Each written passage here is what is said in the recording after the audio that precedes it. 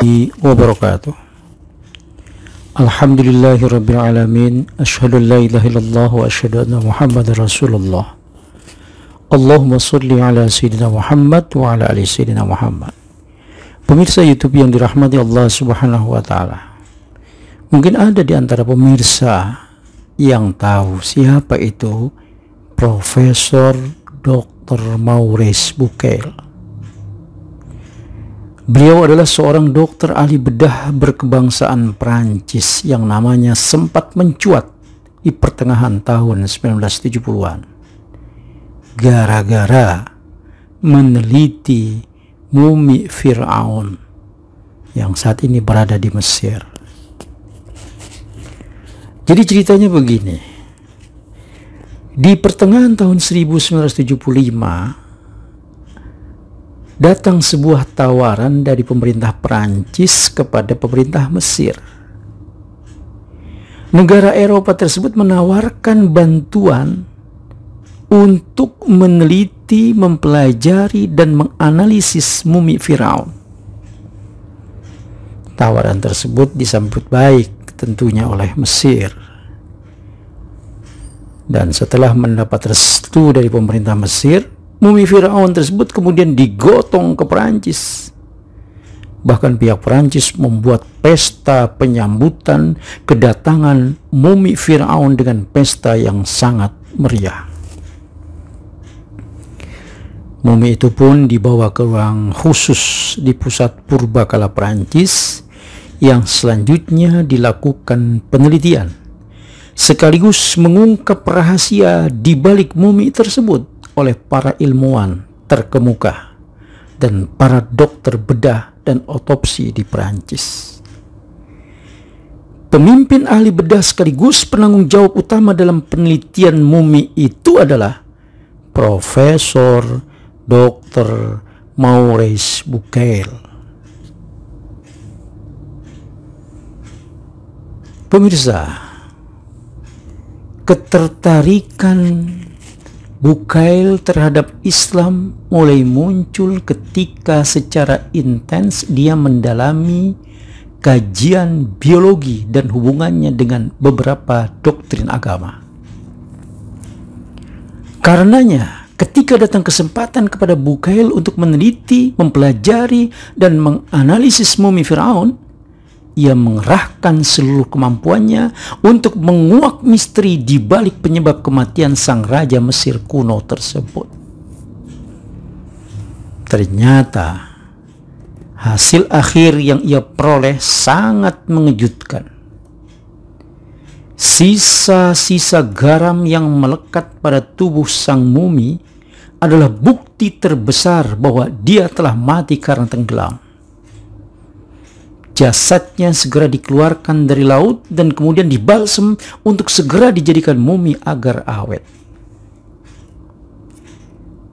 Penemuan tersebut masih menyisakan sebuah pertanyaan dalam kepala sang profesor itu.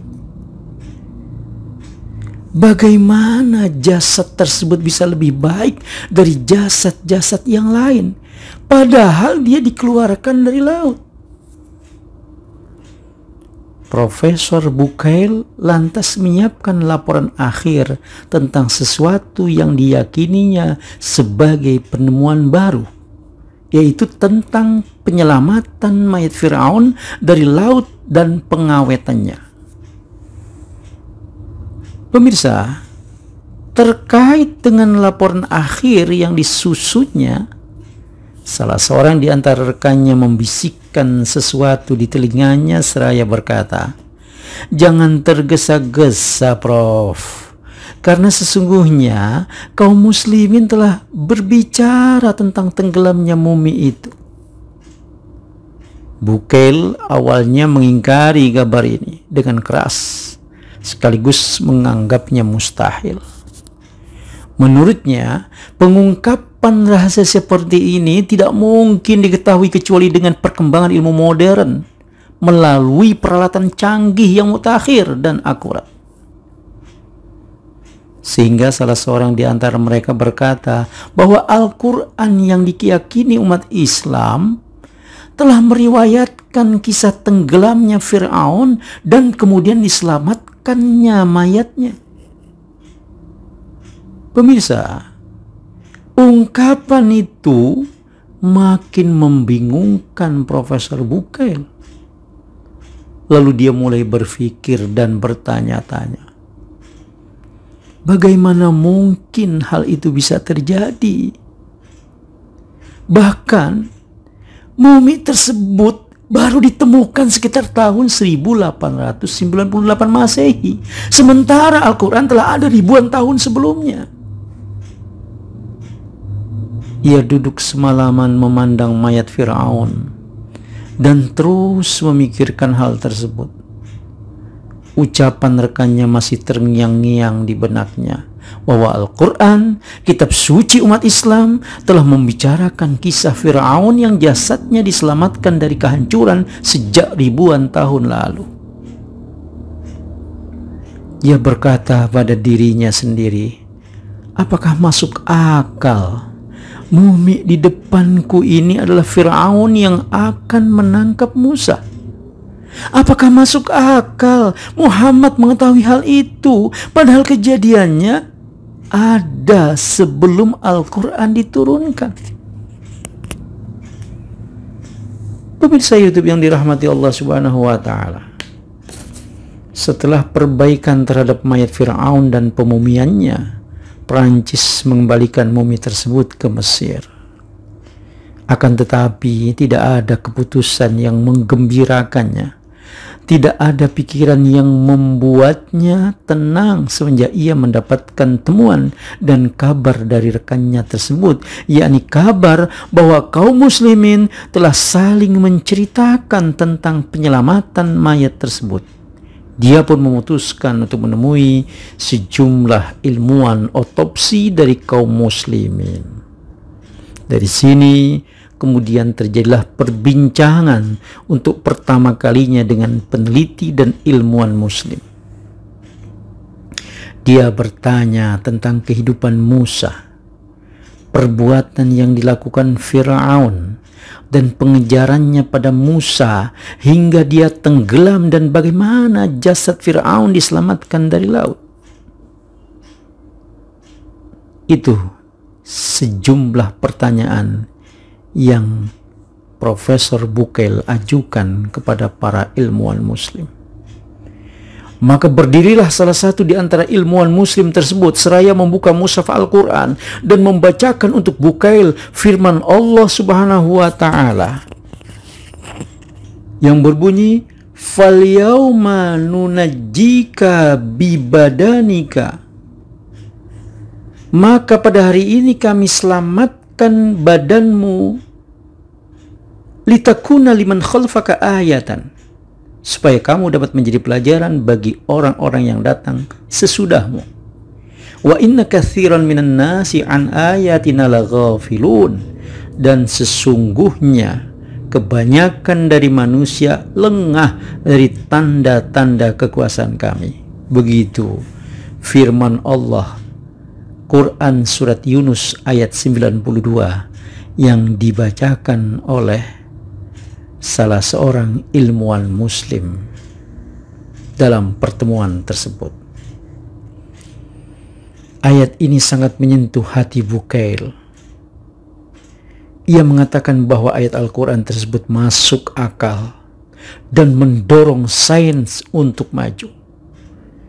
Hatinya bergetar, dan getaran itu membuatnya dia berdiri di hadapan orang-orang yang hadir pada saat itu, seraya menyeru dengan lantang, "Sungguh aku masuk Islam dan aku beriman dengan Al-Quran." Begitu kata Profesor Dr. Maurice Bukail di depan orang-orang yang hadir dalam pertemuan itu.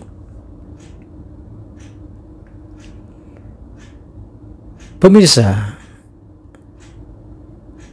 Profesor Bukail pun kembali ke Perancis dengan wajah baru.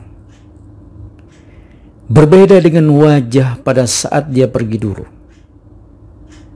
Dan sejak ia masuk Islam, dia menghabiskan waktunya untuk meneliti tingkat kesesuaian hakikat ilmiah dan penemuan-penemuan modern dengan Al-Quran, serta mencari satu pertentangan ilmiah yang dibicarakan Al-Quran. Maurice Bucaille terkenal sebagai seorang dokter yang haus akan ilmu pengetahuan. Ia kerap melakukan berbagai penelitian dan membandingkannya dengan Al-Quran.